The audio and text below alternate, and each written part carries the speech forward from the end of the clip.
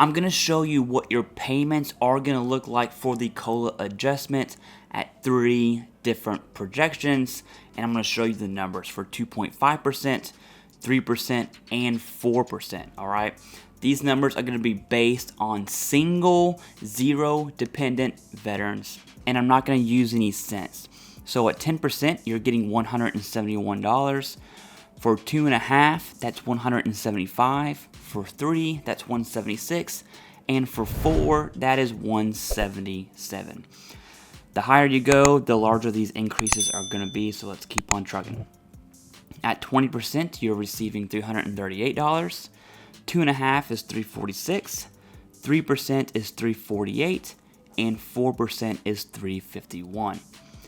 30%, you're receiving $524. At 2.5%, it's $537. At 3%, it's $539. And at 4%, it would be $544. At 40%, you are currently receiving $755. At 2.5, that will increase into $773. 3% is $798, and 4% is $785. At 50%, you're currently receiving $1,075. At 2.5, that'll be $1,101.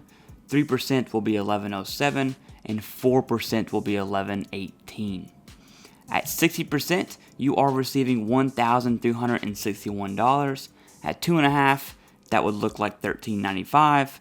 3% is $1,401, and 4% is $1,415. At 70%, you're receiving $1,716. At 2.5, the increase would be $1,758. 3% is $1,767, and 4% is $1,784. At 80%, you're receiving $1,995. 2.5% is $2,044. 3% is $2,054, and 4% is $2,074. At 90%, you are receiving $2,241. At 2.5, that would be $2,297. 3% is $2,308, and 4% is $2,330.